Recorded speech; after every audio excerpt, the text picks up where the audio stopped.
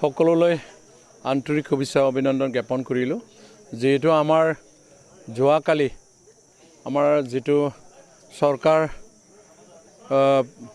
গঠন কৰা যিটো আস্থাবোধৰ এটা মানে চিষ্টেমেৰে ভাৰতৰ সংবিধানৰ নীতি নিয়মৰ মাজত যি এটা প্ৰটকল আছিলে সেই নীতি নিয়মেৰে যোৱাকালি আমাৰ চৰকাৰ গঠন হৈ গৈছে।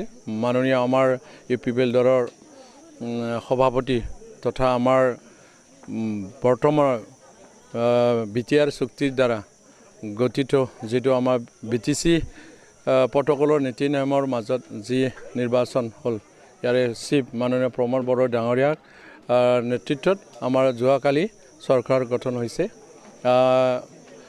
আমাৰ এলায়েন্স গভৰ্ণমেণ্ট হৈছে UPPL আৰু BJP আৰু GSP তিনিটা দল একত্ৰিত হৈ আমাৰ চৰকাৰ গঠন হৈছে।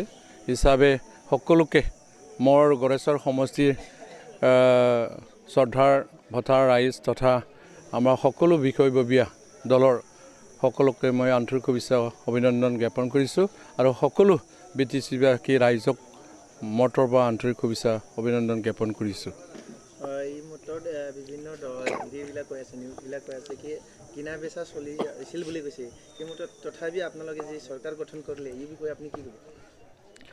মই 100% আপোনালোকক কৈছোঁ, সকলোৱেতো মানে চৰকাৰ গঠন কৰাৰ কাৰণে চেষ্টা কৰিবই। যিহেতু 17 বছৰ মানে শাসনত আছিলে হাগ্ৰামায়ে হিচাপে তেখেতে যুঁজাটো এইটো মানে দৃঢ় সত্য বুলি ক'ব লাগিব। আমাৰ মাজতো আমাকো ট্ৰাই কৰিছিলে বহুত কথাত, কিন্তু আমি যিহেতু এটা আন্দোলনৰ জৰিয়তে আমি আহিছোঁ। মোৰ কথাটো মই কৈছোঁ, যিহেতু এটা সংগ্ৰাম কৰি আমি এটা দলত সোমাইছিলোঁ আৰু সেই দলটো 17 বছৰ শাসনত আমাক যেনেকৈ চাব লাগিছিলে, মই যে গড়েশ্বৰ সমষ্টিত MCLA হৈ মানে 10 চনত মই আছিলোঁ, 2010 চনত। এই চনত যেনেকৈ সুবিধা পাব লাগিছিলে BPF দলৰ পৰা, হাগ্ৰামাৰ ফালৰ পৰা, আমি সেই সুবিধাটো নাপালোঁ। তাৰ কাৰণে এই দলটো মই ত্যাগ কৰি আহিছোঁ। ত্যাগ কৰি আহি যোৱা মানে যিটো 2020 চনৰ 31 জানুৱাৰীৰ যি চুক্তি এটা হ'ল, শান্তি চুক্তি হ'ল, এই চুক্তিটো আমাৰ সকলো জাতি জনগোষ্ঠীৰ কাৰণে ভাল এটা চুক্তি, শান্তিৰ চুক্তি। আৰু য'ত আমাৰ অস্ত্ৰ জনজননী আছিলে, এই অস্ত্ৰৰ পৰা আমি উদ্ধাৰ হ'লোঁ, আমি নিজে ত্যাগ কৰিলোঁ, চাৰেণ্ডাৰ কৰিলোঁ। সেই হিচাপে এই চুক্তিটো সকলো জাতি গোষ্ঠীৰ কাৰণে ভাল এটা এৰেঞ্জমেণ্ট হৈছে, চুক্তি হৈছে। হিচাপে ময়ো এজন এই অঞ্চলৰে এজন ব্যক্তি হিচাপে ময়ো আশা কৰিলোঁ আৰু সেই নেতৃত্ব যিটো লোৱা দলৰ নেতা তেখেতে আছিলে প্ৰমোদ বড়ো আৰু তেখেতৰ লগৰ সংগী হিচাপে যি 34 বছৰ সংগ্ৰামত থাকি NDBৰ যিখিনি নেতাসকলে ওলাই আহিল, গোবিন্দ বসুমতাৰীৰ পৰা আদি কৰি যিখিনি নেতাসকলে ওলাই আহিল, পেৰেংগা বড়োচাৰ পৰা, তেখেতসকলক দ্বাৰাও যিটো ভাল এটা মানে এৰেঞ্জমেণ্ট হৈছে, এইটো মই ধন্যবাদ জ্ঞাপন কৰিছোঁ। আৰু সেই হিচাপে সঁচাসঁচিভাৱে আজিৰ দিনটোত গ্ৰহণ কৰি লৈছে ৰাইজে। হিচাপে যিখিনি আমি পালোঁ নতুন দল হিচাপে, এইটো আমাৰ মানে সৌভাগ্য বুলি ক'ব লাগিব। আৰু আমাক আগুৱাই লৈছে। আজি হাগ্ৰামা যিটো নীতি নিয়মৰ 17 বছৰৰ যি শাসন কৰিছিল, এই শাসন ব্যৱস্থাটো ঠিক নহয়, সকলো মানে এৰাই চলিছে ৰাইজে। তাৰ কাৰণে তেখেতে ব্যৰ্থ হৈছে। ইলেকশ্যনৰ যিখিনি সংখ্যাগৰিষ্ঠ কৰিছিল যদিও তেখেতক বিচৰা নাই ৰাইজ হিচাপে, আমাক ৰাইজে আঁকোৱালি লৈছে। যেহেতু নেকি আপুনি এটা সময়ত যে MCLA আছিলে, সেইটো সময়ত বিভিন্ন কামখিনি আপোনাৰ থাকি গৈছিলে, সেইখিনি কাম আপুনি এইটো সময়ত যিটো নেকি MCLA হ'ল আজিৰ দিনত, এইখিনি কামটো আপুনি পূৰণ কৰিব নে? মানুহ হিচাপেতো জন্ম ল'লে কাম শেষ হোৱা বুলি কথা নাই। আৰু যিহেতু মই MCLA হৈছিল সমষ্টিত, MCLA হ'লে যে গোটেই কামখিনি কৰি দিম বুলি ক'ব নোৱাৰে। ভাৰতৰ প্ৰধানমন্ত্ৰী হ'লেও গোটেই মানে বিশ্বৰ কামটো মানে ভাৰতবাসীৰ কামটো কৰি দিম বুলি ক'ব নোৱাৰে। ঠিক এনেকৈ যিহেতু মানুহ হিচাপে জন্ম ল'লেতো কাম থাকিবই। যিখিনি মোৰ যিখিনি দিনত 1825 দিনত 10 চনত যিখিনি কাম আধৰুৱা হৈ থাকিল, সেইখিনি পূৰ্ণাংগ গতিত কৰাৰ কাৰণে মই আপ্ৰাণ চেষ্টাটো ৰাখিম। আৰু যিহেতু এটা ৰাইজৰ আশীৰ্বাদত এটা স্থানটো পাইছোঁ, এটা আসন যিহেতু MCLA হিচাপেও আসন পালোঁ, সেই হিচাপে নিশ্চয় এই ক্ষমতা আমাৰ সভাপতিৰ ওপৰত মোৰ বিশ্বাস, দৃঢ় বিশ্বাস, তেখেতে মোক সহায় কৰিব। প্ৰমোদ বড়ো ডাঙৰীয়া হিচাপে আমাৰ গড়েশ্বৰৰ যিখিনি যাতায়াতৰ পৰা যি 39টা ডিপাৰ্টমেণ্ট, এই 39টা ডিপাৰ্টমেণ্ট যিমানখিনি আমি চৰকাৰৰ জৰিয়তে যি মানে অনুদান আনিব লাগে, সেইটো আপ্ৰাণ নেতা আমাৰ নেতাসকলক লৈ মই আগবাঢ়ি যাম।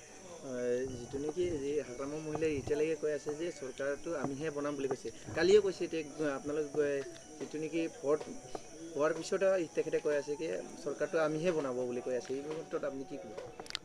যিটো মানে মহামান্য মানে হাইকোৰ্টে যেতিয়া মানে ৰেহাই দিলে, এই ৰায়মতে যি নীতি নিয়মত আছিলে,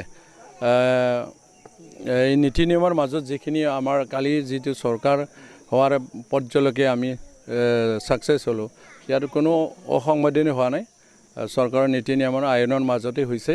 তেখেতসকলেতো ক'বই, যিহেতু তেখেতে বহুত আশা আছিলে, আশা পূৰণ নোহোৱাৰ কাৰণে মানে এনেই মানে বিভিন্ন বিভ্ৰান্তি কথাবিলাক ক'বই, কৈয়ে থাকিব, যিমান সমাধান হ'লেও সেই কথা ওলাই থাকিব হাগ্ৰামাই, এইটো মানে কোনোজনেই ছাকচেছ নহ'ব, যিহেতু আমি সকলোৱে একতাই আছে।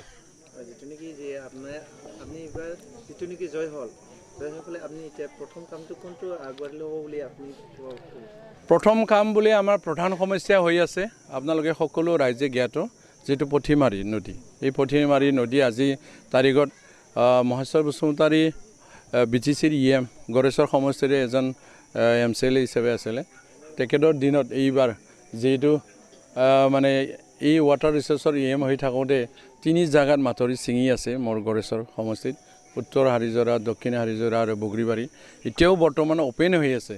এইখিনিতো আমি প্ৰধানভাৱে প্ৰথম ষ্টেপ পৰা আমি কাম কৰিবই লাগিব, বাৰিষাৰ আগত ক্ল'জ কৰিবই লাগিব, এইটো ঘাই সমস্যা আমাৰ।